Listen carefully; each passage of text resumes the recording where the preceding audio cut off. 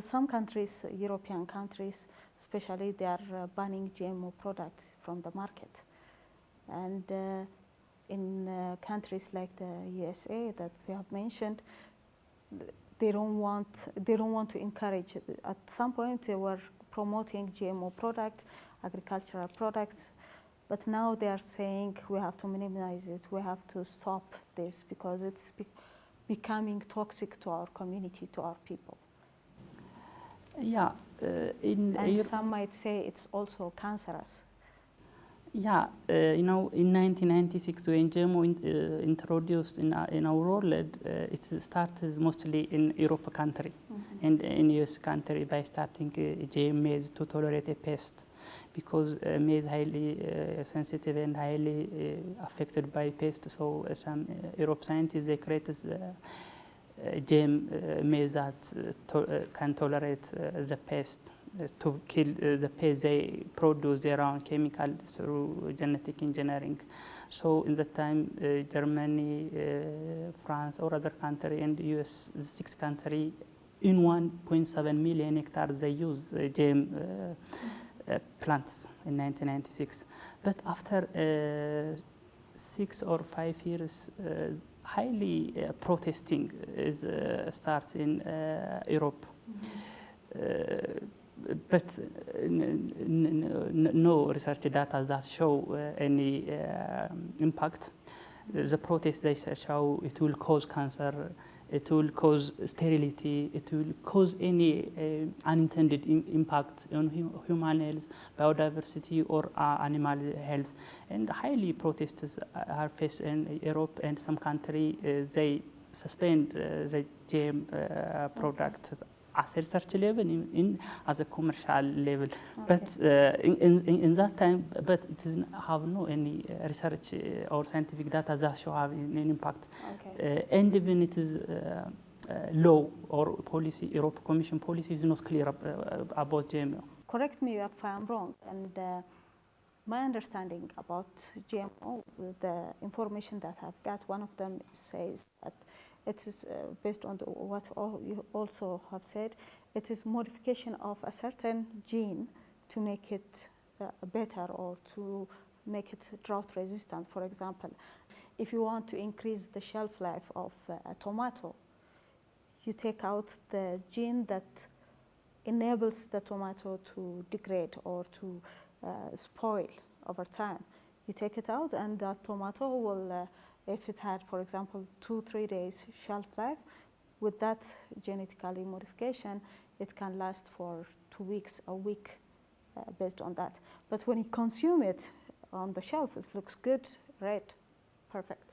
But when you consume it, that decaying component is missing. So the scientists, or the information that I got, is when you consume that, it does not go through the digestive system as the other natural or organic products have. So they say this is one thing that makes GMO a threat to a human health. Okay, thank you. It is a critical question. Just what I need to justify is, you know, when I start in European Union, they cultivate GM crop. They import different GM crop to Europe, but they have their own policy labeling. So when they sell their product, they label the traceability. So you have the right to choose. You see, if the product there is also vary even in the cost. So any individual has the right to use. The GMO one is cheaper. So if you don't have money, you're going to go. Yeah. It is a right. So they're basing that policy, they commercialize in different cities of Europe. But you have also asking me one critical question. You know, tomato easily decay. But scientists can alter this decaying to increase their shelf life. Yeah, they alter the gene by removing or by knocking off the gene of that the decay, the responsible gene for decaying, by altering, and they increase their shelf lives. You know, but there's some rumor or some concerns. Maybe if I eat tomato, maybe my digestive system may face a problem by taking, but to get approval, any investor or any researcher to get approval from any responsible body, maybe Environmental Protection Agency, maybe Drug Administration, or any responsible organization, have their own policy and rule. So to get an approval, one researcher or one investor to commercialize a GM product, it is expected to get a certification from a responsible organization. So to apply or to get a clearance, he will take to a laboratory that the produced organisms through genetic engineering, like GM tomato, have digestive problem in the laboratories check. If it have not any problem on digestive, or it have not an impact on toxicity, or it has not impact on allergenicity, so you have the right to get a certification from a responsible organization. That will take me to my next question is, what is the policy of African nations and Ethiopia regarding GMO products that are produced, that are being cultivated in Africa and in Ethiopia? And like you said, it has to be tested. The tomato, for example, has to be tested in order for it to be certified or approved for market or for production. Do we have that equipment? Do we have that facility to check every item, whether it is human friendly or not? Let's talk about the policy, and do we have the equipment? Okay, thank you. Before we run to see the policy of Africa, let us see different contents experience. If we see in America a GMO policy, it have clear GMO policy. And to regulate the GMO policy, they have three strong national sector in US. One is USP, United States of America, Environmental Protection Agency.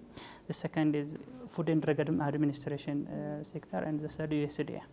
Those three sectors have given responsible to regulate the GMO policy of America. So accordingly, any researcher or any investor or any actor who has involved their business on GMO, it is expected to apply it in those sectors accordingly. Example, if I need to develop GM cotton to tolerate a pest, I need develop cotton. The objective is to resist the pesticide, to minimize the use of pesticide.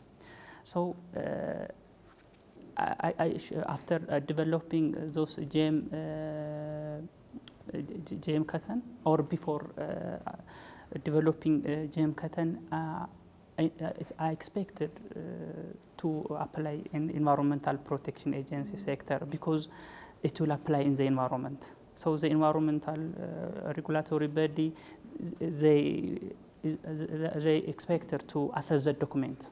It is a negative impact on the environment or not.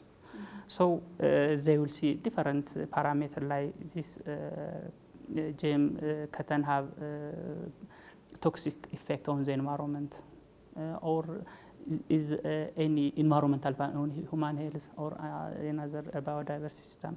So after assessing the document and after observing seriously the laboratory data that are not, it is toxic or not, after reviewing the document, so they will give me a certification. So I will act, or I will apply my target objective for develop the GM cotton. But if my target is to develop the edible crops, or the edible like to use for medicine, I will apply FDA, US FDA, Food and Drug Administration, because that produced genetic engineered product have impact on health or not. So after submitting my documents that show have not impact on human health or animal health or any related with health effect, So after applying those, they will assess the document. It has an impact on or not. So I will get approval from FDA. Also in USDA, which is related with agriculture, I will apply on the sector, so I will get approval. So the system is so strong, and it is not making confusion for any researcher or any investors. So in US, the GMO policy is clear and best. Best for the GMO, pro-GMO scientists. What about when it comes to Africa? Yeah, when it came to Africa, we have been confused, the policy. We have been confused. Most African countries are colonized.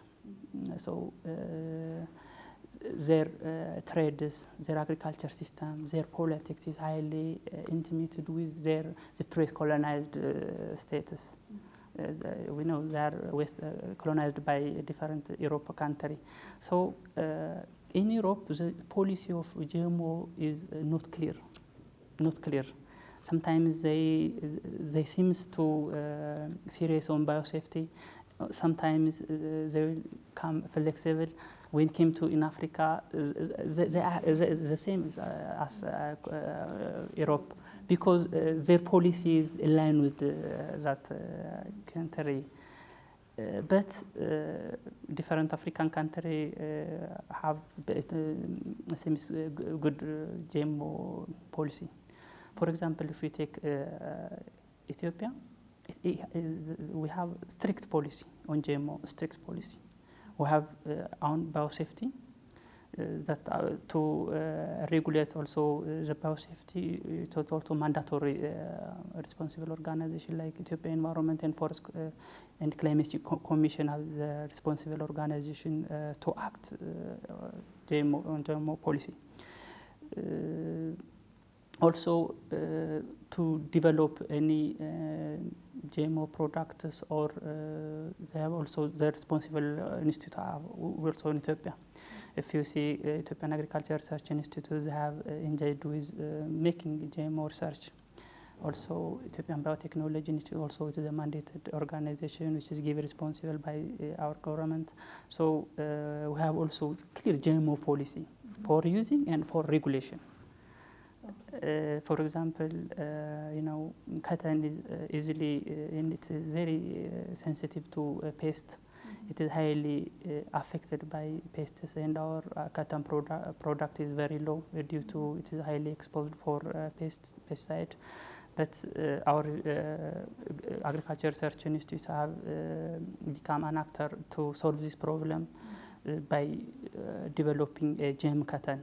With the collaboration of other organizations. So maybe within a short time, our cotton productivity may be increased because they seem they solve the problem of pest. So judging on so can we say that our government's policy has changed when it comes to GMO? It has become softer. I know in the previous government it was really strong. And there's a difference between edible and non-edible products. When you say cotton, for the cotton, it's not edible. So GMO can be used there.